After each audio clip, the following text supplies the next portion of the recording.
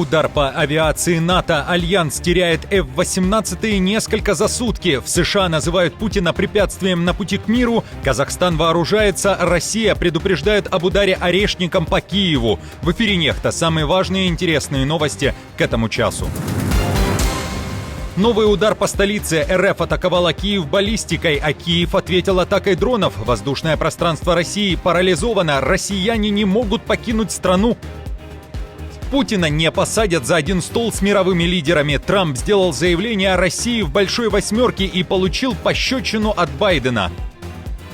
Индия и Пакистан поливают друг друга огнем и уничтожают самолеты. Ватикан запер кардиналов в часовне для выбора нового папы, а в Москве отреагировали на сообщение о желании Украины отступить с линии фронта на 15 километров. Обзор важных событий.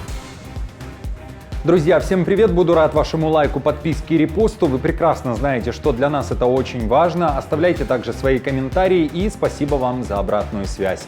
Об актуальных и важных событиях прямо сейчас начинаем. 4 баллистические ракеты, 140 дронов, двойной удар по Киеву и другим городам. Россия совершила очередную комбинированную атаку Украины. В украинской столице зафиксированы разрушения в 4 районах, в том числе из-за падения обломков сбитых БПЛА. До 8 увеличилось количество пострадавших. В столице госпитализировали еще одну женщину. Ранее госпитализировали 3 детей. Таким образом, на данный момент в больницу доставлены 4 пострадавших. 4 пострадавшим медики оказали помощь на месте. В результате вражеской атаки погибли 2 жителей столицы.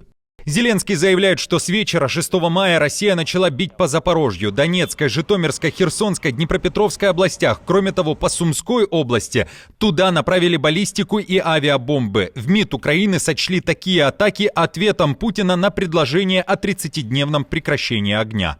Путин отвечает такими жестокими ударами на безусловное предложение Украины о прекращении огня на 30 дней или дольше. Он сознательно насмехается над мирными усилиями США. Необходимо усилить давление на Москву, чтобы положить конец этому террору. Но по Киеву могут ударить не дронами и «Искандерами», а орешником. Об этом уже массово трубят российские пропагандисты. Телеграм-канал Мэш со ссылкой на свои источники сообщает, что уже даже выбраны цели, и удар произойдет, если Украина устроит какие-либо провокации в Москве во время парада 9 мая. Ответ на них будет серьезным и, вероятно, напрямую затронет Киев. Поэтому власти из столицы Незалежной ретируются. Свои семьи и близких они уже вывозят из страны. Как стало известно Мэш, Владимир Путин дал указание Министерству обороны Российской Федерации определить цели в Киеве для удара орешниками. Похоже, что перемирия не будет. Напомню, что несколько дней назад Зеленский заявил, что это Россия готовит провокации, чтобы потом обвинить во всем Украину, а на сообщение об орешнике тем временем отреагировали в Центре противодействия дезинформации при СНБО Украины. Там заявили, что ничего с реальностью такое сообщение не имеет. Это лишь месседж. Далее процитирую. «Не бейте по Москве, мы боимся, у нас есть орешник». Конец цитаты. А что вы думаете про орешник, обстрелы и удар по Москве? Пишите в комментариях. Украина устроила настоящий коллапс в российских аэропортах. Массовые задержки рейсов – топ-тема для обсуждения в РФ. Улететь из страны для многих стало невыполнимой задачей. Причина – российский ковер. План и особый режим, при котором закрывается все воздушное пространство в зонах, где есть угроза БПЛА. А беспилотники из Украины летели в том числе на аэродром Кубинка, где базируются пилотажные группы «Русские Витязи» и «Стрижи». Они должны участвовать в воздушной части парада 9 мая. Также дроны ударили по аэродрому Шайковка в Калужской области. Вот он. Нет, Да, вот он летит еще. Дрон, блядь. Твари. Кроме того, в ходе ночной атаки дроны поразили стратегически важные предприятия, работающие на оборонку. Это и крупнейший завод РФ по производству ракет для РСЗО в Туле, сплав и конструкторское бюро приборостроения, одно из важнейших предприятий оборонной промышленности России, а также завод по производству оптоволокна в Саранске. Налет беспилотников затронул Мордовию, Курскую, Брянскую, Костромскую, Тульскую, Ярославскую и Воронежскую области. Трамп раскритиковал решение 11-летней давности об исключении России из Большой Восьмерки. Он считает, что если бы Путин сидел бы и дальше за столом G8, то, вероятно, бы большой войны не произошло. Тем не менее, вернуть Россию в это международное объединение американский президент не собирается. С ухмылкой заявил: «Не время». No, I think it's not good timing now. Нет, я думаю, сейчас неподходящее время. Прямо сейчас мы упустили эту возможность, не так ли? Мы упустили эту возможность из-за еще одного замечательного решения некоторых людей, которые не должны были принимать решения. Россию, напомню, выгнали из Большой Восьмерки в 2014 году, сразу после того, как войска Путина зашли и оккупировали Крым. Но и сейчас Кремль не собирается останавливаться, в этом уверен Байден, который дал интервью BBC. Он заявил, что тактика Трампа, который готов уступить России украинские территории, это современная политика умиротворения, но ни к чему хорошему она не приведет. Путин рассматривает Украину как часть матушки России. Он считает, что у него есть исторические права на Украину. Он не может смириться с тем, что Советский Союз распался, и любой, кто думает, что он остановится, просто глуп. Путин же сейчас для новой администрации Трампа стал своеобразным камнем преткновения. Западные медиа на цитаты разбирают заявление спецпосланника Трампа Келлога, который накануне заявил о том, что Украина готова отвести войска от линии фронта на 15 километров и ждет такого же шага от россиян, чтобы в итоге создать буферную 30-километровую зону. А еще Келлог сказал, что Путин является препятствием к миру. Украина же согласна на 30-дневное прекращение огня.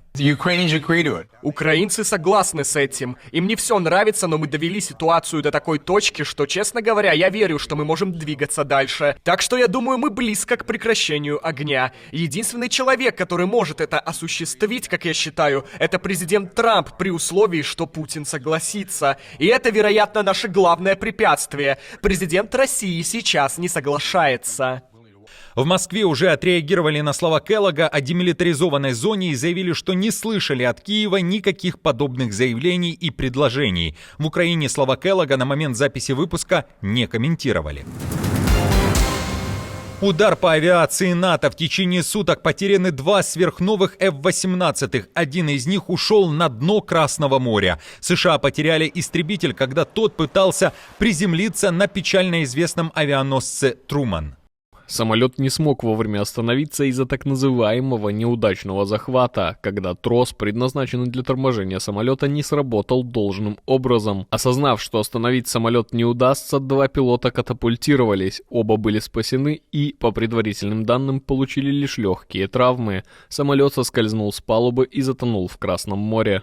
Причина неудачного захвата пока не ясна, этим вопросом займутся следователи, уточняет ABC News, а также пишет, что это уже 4-е крупное происшествие, связанное с авианосцем, который находится в Красном море с сентября 2024 года в рамках операции по защите коммерческих судов от почти постоянных атак йеменских повстанцев-хуситов. Буквально 29 апреля во время их атаки на этот корабль с борта авианосца в море упал еще один истребитель. Тогда причиной называли резкий маневр Трумана. Но и это еще не все потери НАТО. 7 мая в первой половине дня истребитель F-18, который принадлежит ВВС Финляндии, потерпел крушение на территории аэропорта Раваниеми. Пилоту удалось катапультироваться до падения самолета. На момент записи выпуска ВВС Финляндии не раскрыли деталей о возможных причинах крушения и последствиях.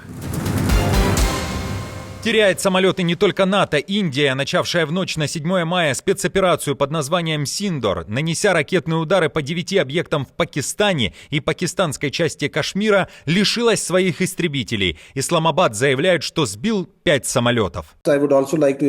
Я хотел бы подчеркнуть, что все эти действия были предприняты в качестве меры самообороны после того, как эти индийские самолеты атаковали и обстреляли территорию Пакистана. Индия при этом признает потерю только 3 истребителей и уточняет, что эти самолеты успели поразить важные цели. Выбор этих целей для операции был основан на достоверных разведданных и роли этих объектов в совершении терактов. Места были выбраны таким образом, чтобы избежать повреждения гражданской инфраструктуры и гибели мирных жителей. Это было сделано с должной тщательностью.